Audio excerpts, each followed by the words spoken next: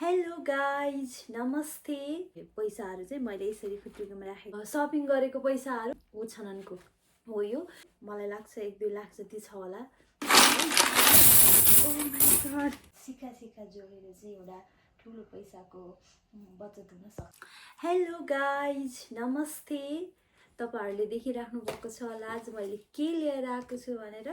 So आज मैले 1 वर्ष कोरिया आएको 1 वर्षपछि चाहिँ यो 1 वर्ष भयो मैले यो खुत्रुकीमा बचत गर्न सुरु गरेको। सुरुमा आउँदा चाहिँ मैले चाहिँ उता नेपालमा डलर कार्ड लिएर आएको थियो, डलर पैसा लिएर आएको थियो अनि यता आउँदा एक्सचेन्ज गरेको। अनि पैसाहरू म कारोबार गर्दाखेरि अनि सपिङ गर्दाखेरि चाहिँ त्यो रिटर्न आएको डलरहरू हैन।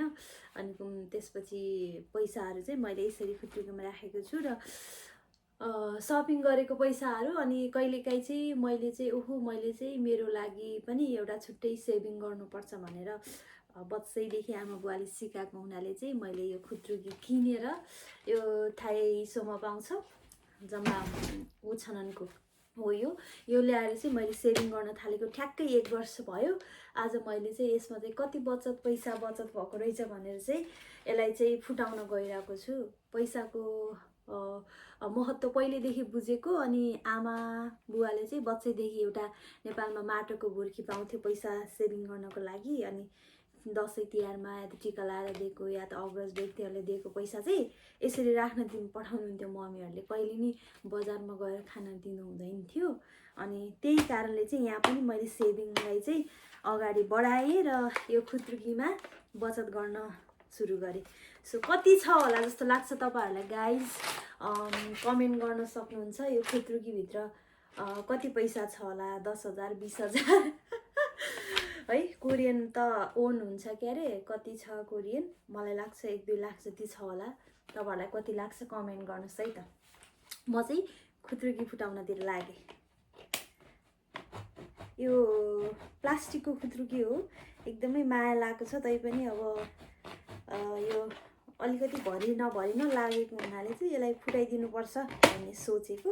अनि अहिले अब कार्डहरू ब्याङ्कको कार्डहरू धेरै युज गर्ने भएको हुनाले क्यास चाहिँ अलिक कम युज गर्ने भएको हुनाले पनि यसलाई चाहिँ फुटाउन थालेको। बि हात काट्ला कति छ यो फुटाउन अलिक गाह्रो हुने रहेछ क्या।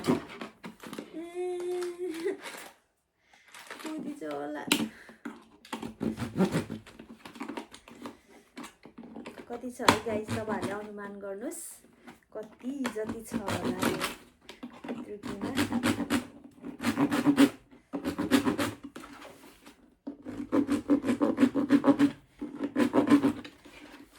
सबै तपाईहरुकै अगाडि मैले चाहिँ काउन्ट गर्ने थियो। कति राम्रो थियो यो खुत्रुकी। 250 मा चाहिँ जम्मा ओछननको पाउँछ, जम्मा 5,000 कोरियन वनको पाउँछ। तपाईहरुलाई पैसाहरू बचत गर्न मन छ, सेभिङ गर्न मन छ भने चाहिँ गर्न सक्नुहुन्छ। ओ माय गॉड, कु मात्रै आउँछ त के देखिएन है अलि। मैले चाहिँ यसलाई उता अलिकति अगाडिबाट देखेन, अलिक टाढा लिएर मोबाइलले चाहिँ गरेर खाली डलरहरू मात्रै आयो कि पैसा खास धेरै छ भने चाहिँ छैन कि क्या हो। खाली डलरहरूले मात्रै भरेको रहेछ क्या हो। ल अझै डलर मात्रै छ, पैसा त छैन कि क्या हो। आउनै मान्दैन त, खासै धेरै त छैन होला।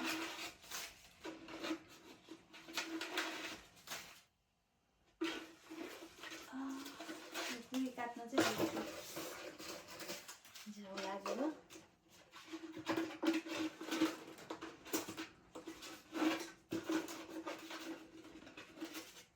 मैले सेभिङ गरेको पैसा सक्यो। कति थोरै अटाउनु के जम्मै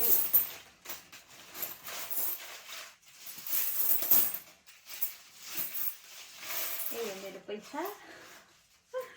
अब म चाहिँ काउन्ट गर्नतिर गइरहेको। यो चाहिँ छनवन कोरियन चाहिँ 1000 नेपाली लगभग 100 भनौँ।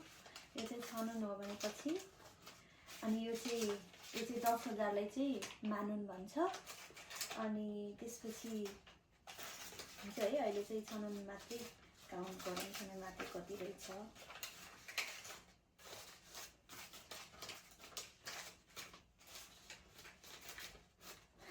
मसँग पैसा, तसँग पैसा। नेपालमा पच्चामा त कति रमाइलो लाग्ने है।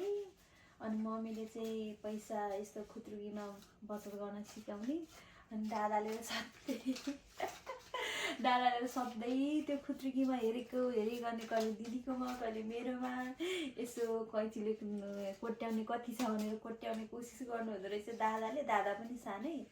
अनि चाहिँ सधैँ मम्मीले राखिदिनुहुन्थ्यो नि त।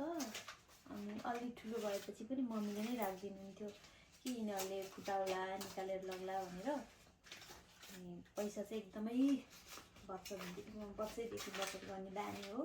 अहिले पनि त्यो बानी लागु हुन्छ। त्यही भएर तपाईँको बच्चा बच्चीहरूलाई पनि 1 रुपियाँ होस् 2 रुपियाँ होस् तर चाहिँ बचत गर्न चाहिँ एकदमै सिकाउन आवश्यक छ। अहिले बच्चैदेखि तपाईँहरूले पैसा बचत गर्न सिकाउनु भयो भने उनीहरूलाई ठुलो भयो भने पैसा बचत गर्न कसैले सिकाउनु पर्दैन र बानी लागिहाल्छ। सो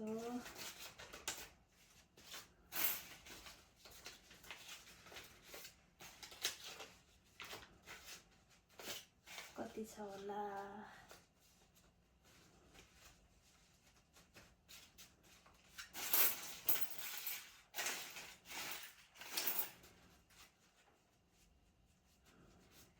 यो चाहिँ कति छ है अहिले काउन्ट गरौँला। यो चाहिँ मानुन 10,000 नेपाली। यो चाहिँ 1,000 जति हुन्छ।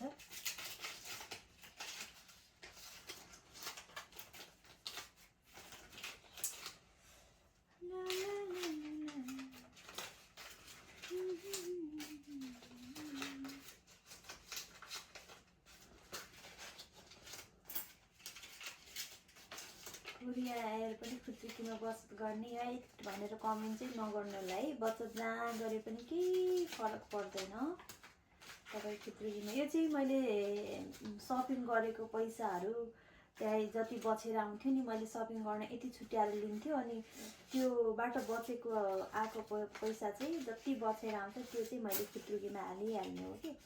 त्यो भएर यत्रो पैसा भएको हो 1 वर्षमा। त्यही पनि जे होस् मेरो लागि चाहिँ धेरै हो।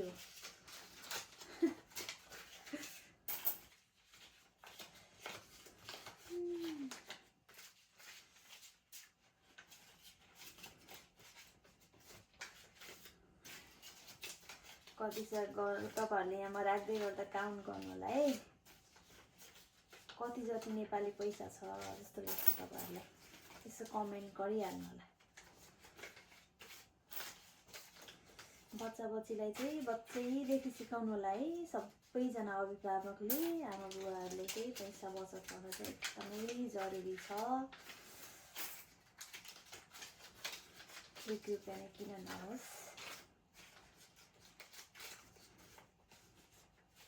यो चाहिँ ओछन हो। यो चाहिँ 5,000 नेपाली नेपालीमा चाहिँ कोरियन 5,000 वोन हो।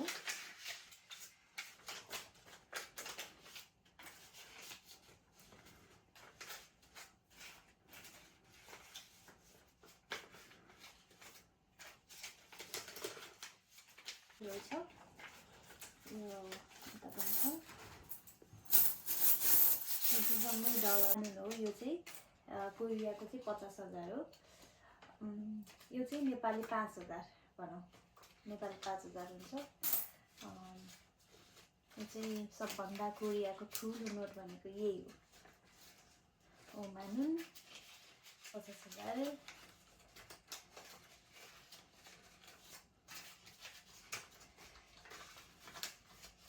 ल है यो चाहिँ यति भयो भने चाहिँ अब डलरहरू त काउन्ट गर्दै भ्याउँदैन होला। अब चाहिँ यो चाहिँ 1 2 भने 2,50,000 यो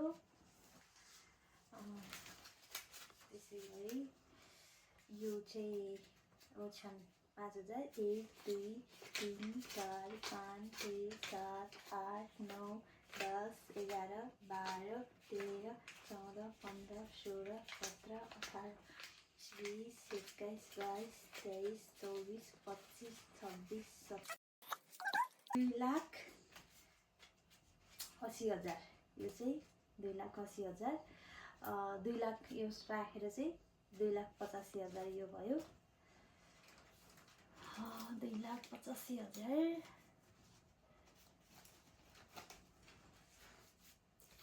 यो चाहिँ 1 2 3 4 5 6 7 8 9 10 11 12 13 14 15 17 18 19 20 21 22 23 24 25 यो चाहिँ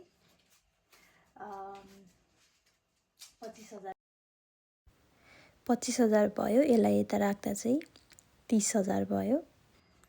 यो चाहिँ 30,000 भयो अनि यो चाहिँ 2,80,000 थियो। यो चाहिँ 3,10,000 3,10,000 चाहिँ यो भयो भनेपछि यो चाहिँ 2,50,000 3 लाख 4 लाख मलाई लागिरहेको थियो 5 लाख कोरियन वोन होला जस्तो लागिरहेको थियो तर यहाँ त 5,61,000 रुपियाँ वोन चाहिँ क्यास मात्रै भयो। यो चाहिँ अब यो सिक्काहरू छ यो सिक्काहरू लगभग 50,000 जति छ होला लगभग नेपाली 5,000 जति छ होला। सो यो चाहिँ एक गरेर चाहिँ काउन्ट गर्नु पर्यो 1 2 3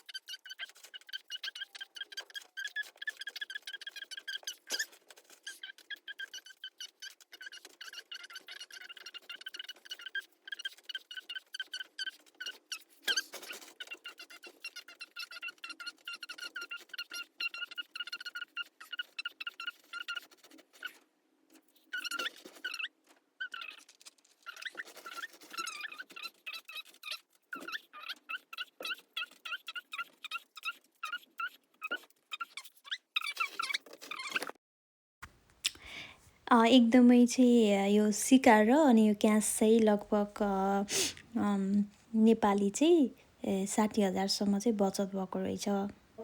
मलाई चाहिँ तपाईँहरूलाई चाहिँ यो खासमा भिडियो अपलोड गर्न त मन थिएन तर पनि बनाउन त मन थिएन तर पनि सिक्का जोडेर थोपा जोडेर चाहिँ समुद्र बन्छ भने जस्तै सिक्का जोडेर चाहिँ एउटा ठुलो पैसाको बचत हुन सक्छ। सो त्यही भएको कारणले चाहिँ तपाईँहरूले चाहिँ थोरै गरेर भए पनि पैसा बचत गर्नुहोला भन्दै म बिदा हुन्छु गाइस। सबैजनालाई नमस्ते बाई बाई।